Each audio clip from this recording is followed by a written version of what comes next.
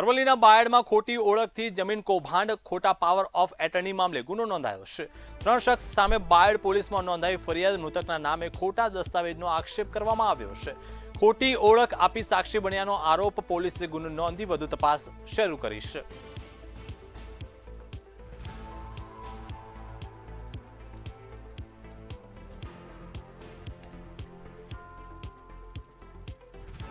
ત્યારે વધુ માહિતી સાથે સંવાદદાતા હિતેન્દ્ર પટેલ આપણી સાથે જોડાઈ ગયા છે।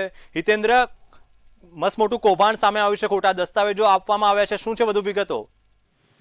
જી ચોક્કસથી જે પ્રકારે યુવરાજસિંહે જે ઘરસ્ફોટ કર્યો હતો બાયડની અંદર જમીન નોંધાવા બાબતે જે કૌભાંડ સામે આવ્યું હતું તેની બાદ જે પ્રકારે તપાસ હાથ ધરવામાં આવી હતી અને આખરે 3 લોકો સામે બાયડ પોલીસ સ્ટેશન ખાતે ફરિયાદ નોંધાઈ છે। સમગ્ર ઘટનાની વાત કરવામાં આવે તો મૃતક વ્યક્તિના નામે જે ખોટા દસ્તાવેજો તૈયાર કરી ખોટી ઓળખાણના આધારે પાવર ઓફ એટર્ની નોંધાવ્યાનો ચોંકાવનારો મામલો સામે આવતા સમગ્ર જે કૌભાંડ છે તેના પરથી પર્દાફાશ થયો હતો અને 3 વ્યક્તિઓ સામે ગુનો નોંધાયો હતો। બીજી તરફ વાત કરવામાં આવે તો જે મૃત્યુ પામેલા જે છગનલાલ નામનો વ્યક્તિ છે તેના ખોટા દસ્તાવેજ તૈયાર કરવામાં આવ્યા હતા અને દસ્તાવેજના આધારે જે લોકો હતા અન્ય 2 લોકો એ સાક્ષી બન્યા હતા અને ત્યારબાદ આજે સમગ્ર ખોટી રીતે જે સાક્ષી બનીને જે સમગ્ર મૃતક વ્યક્તિને જીવિત દર્શાવી જે જમીનનું કૌભાંડ આચરવામાં આવ્યું હતું અને ત્યારબાદ જે ઘરસ્ફોટ કર્યો હતો યુવરાજસિંહે અને 3 વ્યક્તિઓ સામે જે ફરિયાદ નોંધાઈ છે ત્યારે